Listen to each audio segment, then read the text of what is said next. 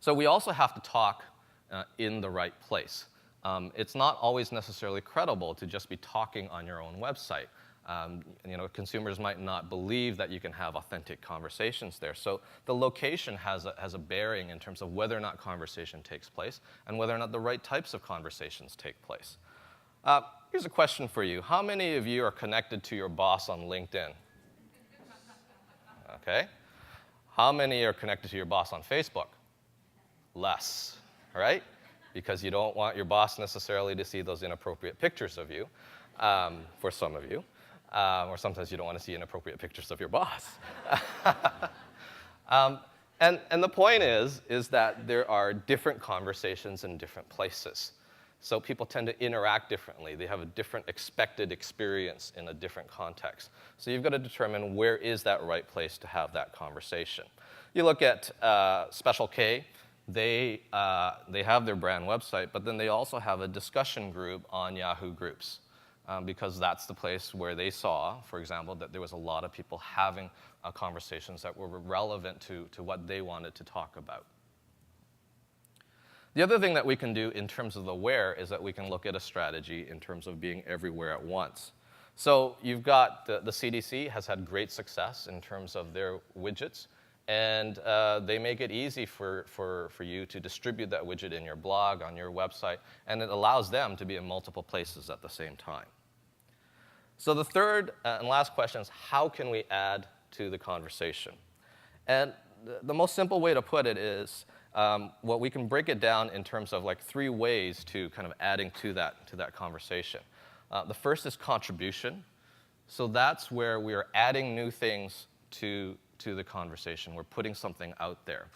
And one of the things that we've kind of learned over the last couple of years when it came to social is segregating out contribution and participation.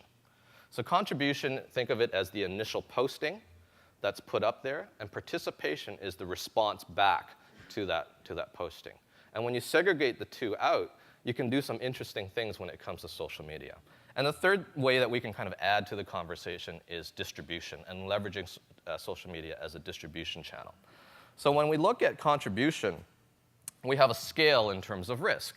On one end, you can have a controlled Pharma published piece of content or material. And then as you get more risky, you can have user-generated content, but it's pre-screened before it goes up. Then you can get to user-generated, and it's post-screened. So the user can post in real time, and then the Pharma can take down afterwards if it deems to be inappropriate. Or you can have user-generated unscreened, which is the scary stuff. But over there on that right-hand side, that's real time. That's when you can have a real-time type of conversation. But all in all, you still have to monitor that conversation, and you have to have your protocols in place to dealing with inappropriate comments or comments that are not, that are things that need to be reported. But what I want to focus on here is on the Pharma side of things in terms of where we can have the value add, is that we should leverage the fact that we have resources where we can develop great content and great tools. And what I look at in terms of the value add for Pharma is to do the things that the bloggers can't do, is to do the things that a social network can't do. So 2 things that we've seen over and over again as a pattern in terms of consumers really resonating with in terms of content from pharmas. One is authoritative content. So that's content that is from KOLs or from experts, recognized experts. That is a great value add to consumers. And then the other thing is interactive tools. You can't do interactive tools on your blog. But if you've got that widget, if you've got that assessment tool that can help somebody calculate some metric with regards to their health, that's a big value add for consumers. And we've seen traffic spikes as a result of introducing tools. So we have experts. You go to sites like BeWell.com where they really play up their experts. You look at Centrum, and they have their nutrition calculator that we help them with. And this tool in of itself, we saw traffic spikes when it came to featuring this tool as a draw into the site.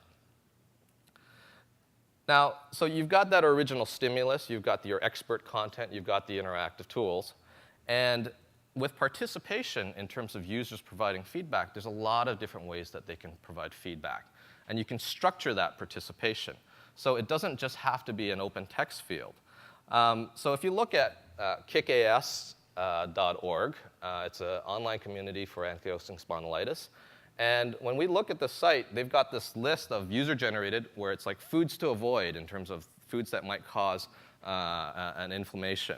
And this is just dying for an interactive tool where you enable people to vote up and down, what foods cause you problems, right? So one strategy is to look at what type of conversations are taking place currently, and looking at how can we structure that conversation, how can we add value to that conversation and facilitate that as a tool for the community. We see that a lot in patients like me, and they're a great example of kind of structuring that data and creating an interactive community that's not just about open text fields, but about structuring the inputs and outputs from the users. So meaningful conversations aren't just only via open text fields. There is an opportunity to play that intermediary role of being a curator of the crowdsourced content and allowing users to participate in that way. And then the final thing is distribution. We've seen some YouTube channels that have been out there, and the question is, okay, should I do that? And one way to think about social media is not just the conversation side of things, but it's the distribution side of things. So if Go Insulin were to have this conversation or these videos only on their website in a proprietary format, there's a missed opportunity with that. By having the YouTube channel, it takes care of all the sharing across Facebook and all the other sites, but it also makes it easy, for example, to see it on your iPod Touch or your iPhone. You can think of it as a standard. It's like USB, a standard plugin. So by using a social media distribution channel, you can be a lot more efficient in terms of your content being a lot more shareable. And one final example here is being strategic about how you enable sharing of your site content. There was one site, I think it was Wired actually, they had a share this icon on their articles, and when you rolled over that icon, you would get expanded with all the different options in terms of how you can share that material, all the different kind of social media outlets. And they changed that, so they got rid of just having that rollover with share this. Instead, what they did is they focused on what were the social media channels that were driving the most traffic to them. And based on that, they featured that up front instead of it being hidden under the rollover. So for example, they found a lot of traffic from Dig coming to their site. And by making that channel up front and center, it actually doubled their traffic. So they were getting 500,000 hits from Dig at the beginning, and then they got switched over to 1 million hits just by strategically surfacing the right distribution channel. So in summary, 3 questions to ask yourself. What should you talk about? Where should you have that conversation? Where does it make sense? Where is it credible? And then how can you add to that conversation? What value add can you add to the community? Listen to what they're talking about and look for the opportunity to add value either through your experts or interactive tools that help to facilitate that conversation. Thank you.